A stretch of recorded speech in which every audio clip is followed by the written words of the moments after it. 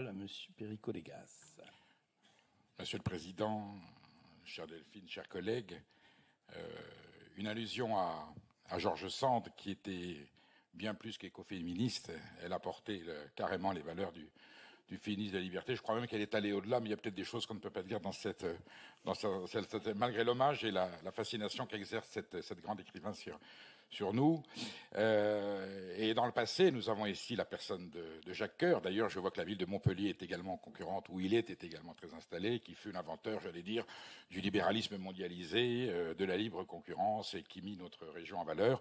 Et puis, je ne pourrais faire allusion à ce grand projet sans rappeler la mémoire de Raymond Boisdet et surtout de Jacques Rimbaud, les deux maires, notamment Jacques Rimbaud, maire communiste de Bourges, qui fut quand même le metteur en place de cette opération qui est le Printemps de Bourges. Donc Bourges a toute raison de rayonner.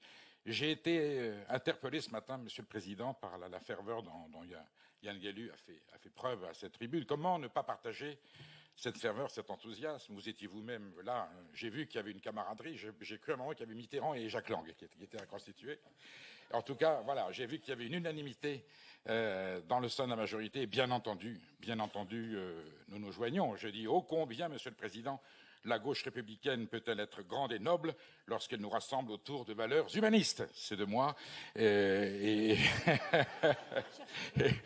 vous dire que, bien entendu, nous nous joignons avec... Alors, nous regrettons peut-être, mais ce n'est pas un reproche, de n'avoir pas été plus impliqués, de ne pas avoir œuvré davantage, de ne pas avoir été associés. Nous avons contribué, je me souviens, dans les commissions, avec Karine, nous avons bien sûr débattu. Et voilà, et bien sûr, c'est un tellement grand projet. Nous espérons qu'il portera ses fruits. Et s'il est évidemment, si c'est un succès, je ne doute pas que nous célébrerons ce grand événement avec les autorités locales, avec la municipalité, avec le département, que le Quincy, le Maine-tout-Salon, le Sancerre et le Reuilly couleront à flot, parce que nous sommes quand même en terre de Berry et que c'est bien aux Berrichons que nous voulons rendre hommage aujourd'hui.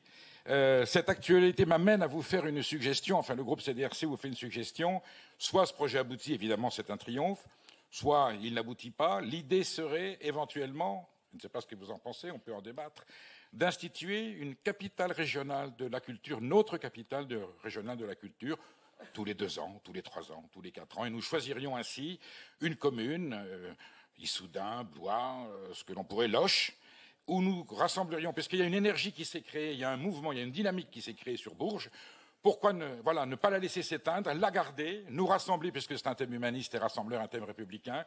Ça nous permettrait de temps en temps, au-delà des divergences que l'on peut avoir, vous savez que je suis toujours très soucieux de rassembler cette identité ligérienne autour des territoires, eh bien, notre patrimoine culturel, nous le célébrerions dans tous ses paramètres, dans tous ses offices, avec une capitale que nous instituerions, nous, chez nous, sans les autres, sans l'Europe, sans la France. On serait entre nous. Ça n'empêchera pas les autres de venir, parce qu'on ferait les choses merveilleusement, bien entendu, et ça serait un grand instant de bonheur et de convivialité pour mettre en valeur notre patrimoine régional à partir de l'institution régionale qui est mandatée, à mon avis, pour légitimer et valoriser ce trésor que nous avons entre nos mains. Je vous remercie, Monsieur le Président.